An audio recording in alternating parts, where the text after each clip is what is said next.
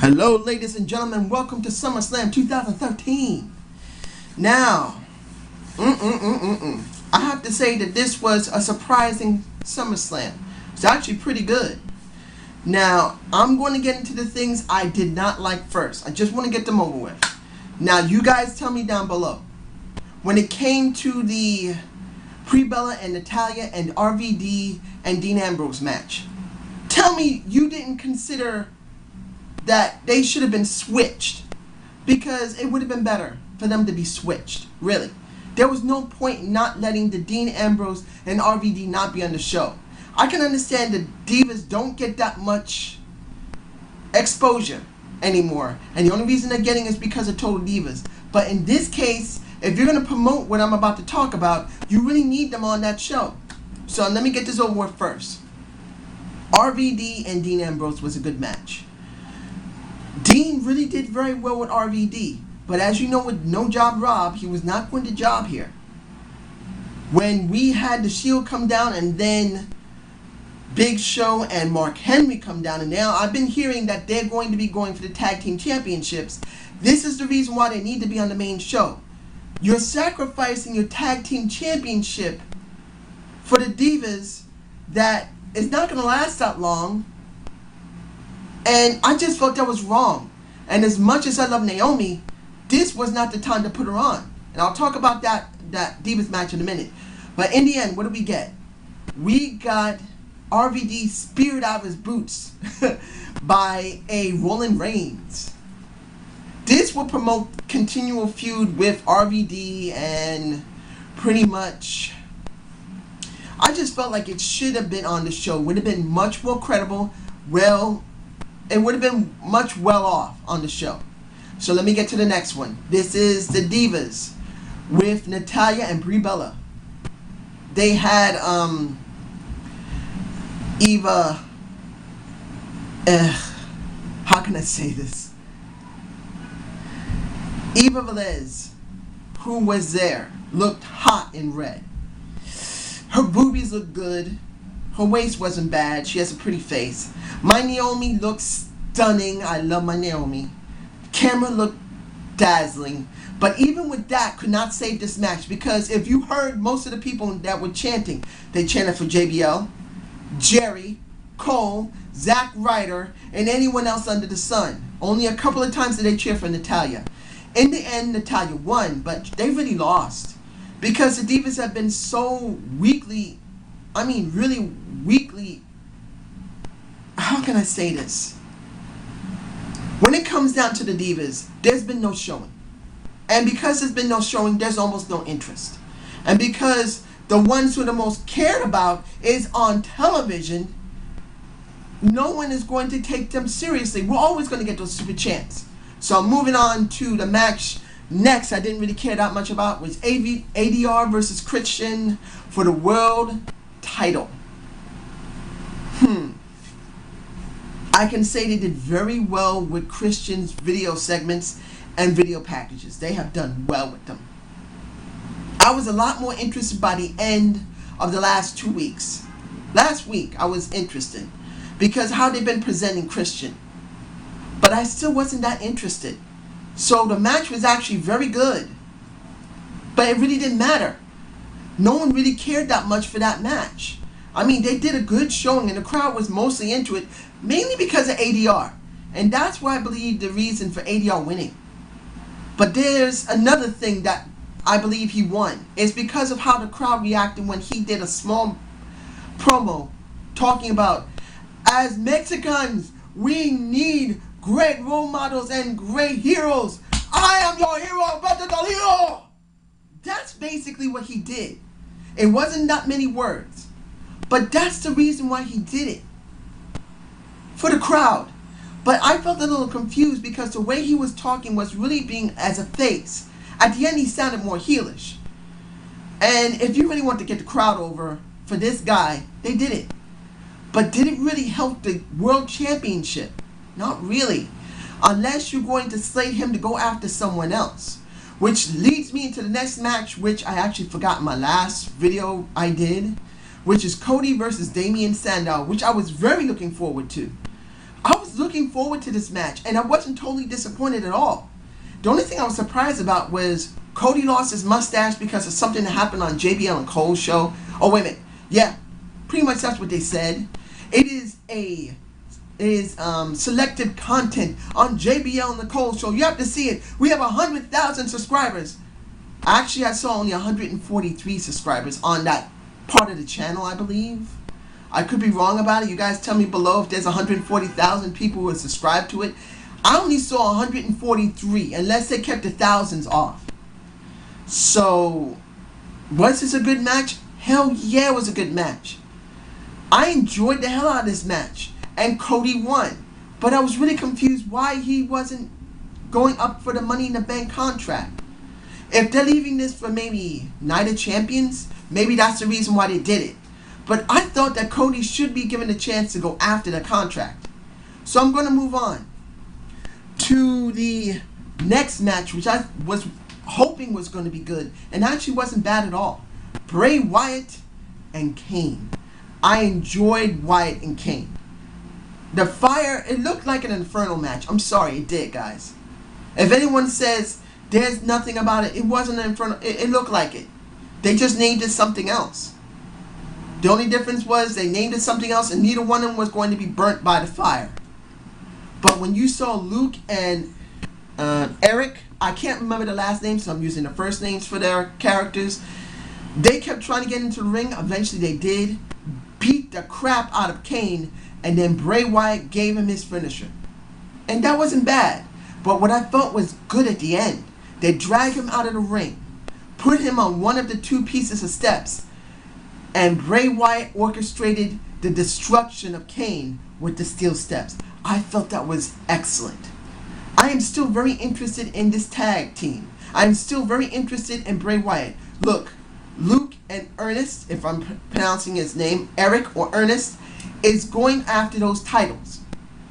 It's obvious they're going to go and get it. It's just a matter of time before the Shield drops them. They're not doing anything anyway, so I don't have a minding with it. Not at all.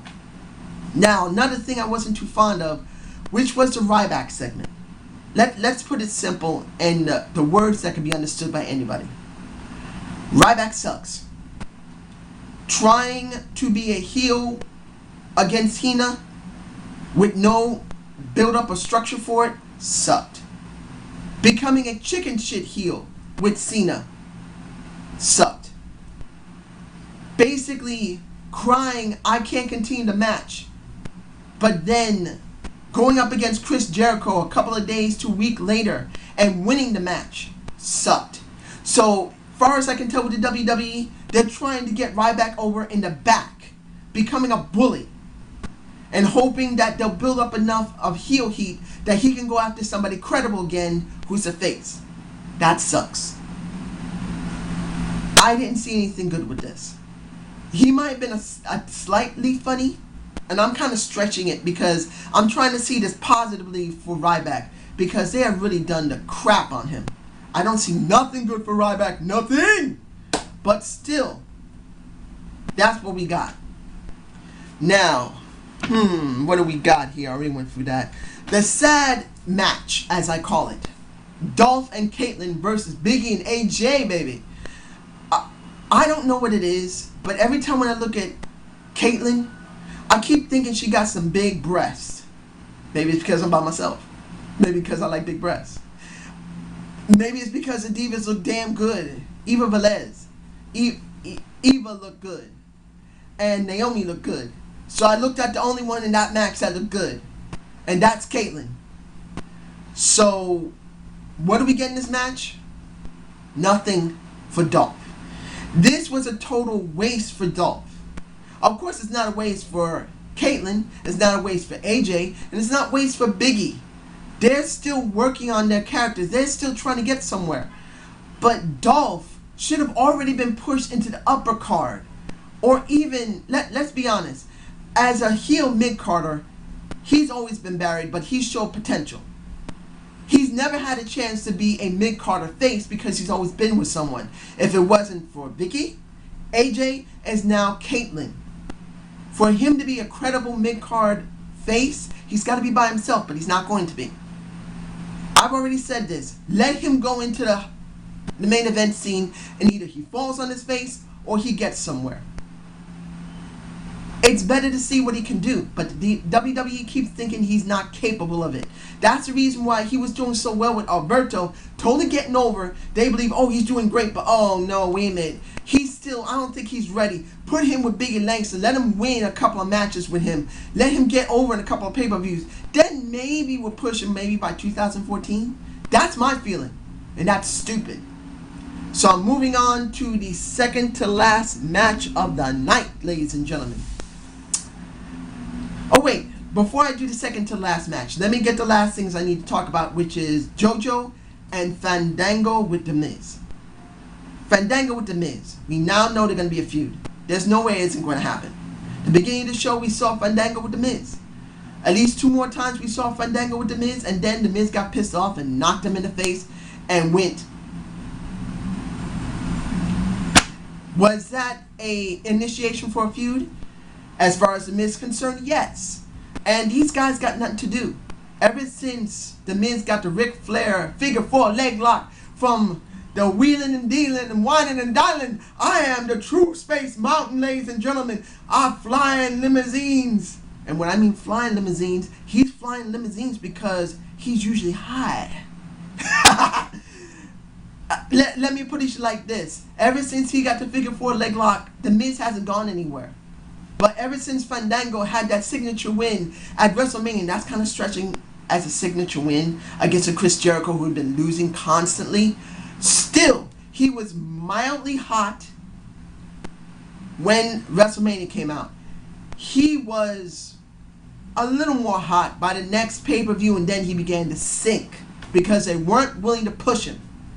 Now you got a guy who's a jobber, and you got another guy who has a wrestling hold from a legend, and he's either a jobber or he's not doing anything except doing commentary, Summerslam, Miz TV.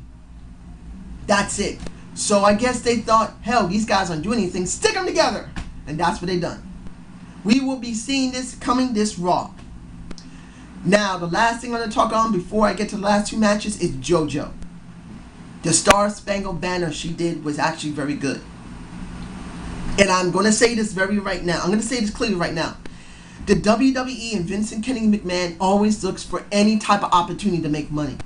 Now, JoJo's not an excellent singer. She's not a Whitney Houston. She is no way a Beyonce or Rihanna. No. But she'll sing just well enough that Vincent Kennedy McMahon or Stephanie or Triple H himself is going to say, you know what? This girl sings pretty good. We should let her start trying to cut an album. They did that with John Cena. And when it came to Chris Jericho, he went off on his own with Fonzie. So he's not counted. But with John Cena, it was done through WWE. So you're going to see maybe in the next 2 years a JoJo album coming out. Does that mean it's great? No. But it doesn't really matter if I think it's great or not. She is now a possible singer for them, and they're going to do whatever they can to make more money, even if they only get maybe 100,000 records or 500,000 records or 1 million. They don't care as long as they make money. And I wish to say that JoJo looks so damn cute. I wish I was 20 years old again. It's not fair. But you know what? Let's get to the last 2 matches, which is the favorite match of the night to me, and I thought is the best match of the night. The Best versus the Beast, Punk and Brock Lesnar. That was the best match of the night. Now, I'm sure people are going to say, hey, the other one was. And I can understand it. It was very close to being the best match of the night. But for me, it wasn't. This was. And the interaction of Paulie made it reason why it was that good.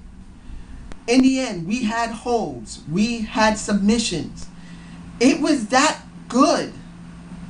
By the end, Punk loses to Brock Lesnar with help of Paulie. Paulie even got thrown into an anaconda vice and smacked, a little punch in the face, but I'd say more like smacked. But in the end, this was a very good match. The best, literally, match of the night. It was. Now, what does this mean for these two? They're going to stretch this, I'm hoping, maybe the Survivor Series. They might stretch this for a couple of months. It may make it to Survivor Series. nothing has been settled. Punk is showing signs of being foolish because he allowed his anger to get the better of him and went after Paulie because he would have won already. Brock Lesnar, even though he'll prove that he's the best in the world, Punk is still going to have the chip in the shoulder coming after him, and Brock is still going to go after him because of Paulie. So I don't see this ending too soon, and that's great. I don't mind this match. Just like when it came to Cody and Damian, I enjoyed that match. Their match won't be over. I didn't say that Money in the Bank. I'm hoping Money in the Bank will be seen maybe in the next couple of pay-per-views where those two go after each other, kind of like Brock Lesnar and CM Punk. So I'm hoping for these two particular matches where these four guys will happen again. Now finally, the 50-ton elephant in the room, Cena versus Bryan. And this is what people have been waiting for. Was a damn good match. Bryan brought a lot out of Cena. Cena's not known to be very good in technical wrestling, in high flying. He's not even close to a Daniel Bryan. He's not. He's a big, bulky guy. But he did very good. I think this is one of the most best matches he had yet. And I'm not a Cena fan, but you can't deny that Cena did a very good showing here. In the end, with a big shine under his eye that was like this big, and a cut on his nose, he actually tapped out. I believe he tapped out. I can't even remember. There was so much going on. But when it came down to... No, he didn't tap out. He just basically lost. Pinfall. I'm sorry I said tap out. And I was shocked. Even though the match was going on, I said, this is a damn good match. But I still don't buy that he's going to be champ. When he won, I'm going, what the frack? What the fracky dacky crack is this crap? Are you kidding me? I was in shock. I could not believe they allowed him to win. But then I still had that feeling. I just couldn't believe he won. But then when Randy Orton came out, I thought at first, this is just to show that Randy Orton's going to come after him. But when I saw Triple H pedigree the Daniel Bryan, let the Randy Orton come in, cash in the Money in the Bank, and become new champion for the 9th time, the 9th time, I realized there was a reason why this happened. It was simple. The initiation into the Breakfast Club for Daniel Bryan. Understand, when you get into the Breakfast Club, you don't come in all rosy cheeked with a cigar in one hand and a little glass of sherry. And I don't drink, but that sounds like it would work right. When you're in the Breakfast Club, you have to earn it. So Daniel Bryan has been considered now a new WWE champion, but he's lost his new WWE champion to RKO. And now, what do we get? We get a true feud of 3 WWE champions that can lead easily up to Survivor Series. Is it fair? No. They threw a curveball to the entire WWE fan base. But you know what? At least it's something different. Usually they don't let the guys cash in immediately. He did. But this also means that they're trying to promote a feud between Triple H and the Boss. Am I looking forward to that? Not really looking forward to Triple H versus McMahon, probably at WrestleMania, but it's probably going to happen. So let's deal with it and move on and be glad that Daniel Bryan was initiated. So I hope you enjoyed the Zane view. Oh, wait, I didn't give it a rating. B, a solid B show. And subscribe and comment to my channel. Give me a thumbs up. And please give me your comments below. I really want to know what you feel, because this is a good B show. And the initiation of a Daniel Bryan is not a sad thing to be done. It is supposed to be a happy one. Be happy Daniel Bryan has gotten his ass kicked by God Triple H.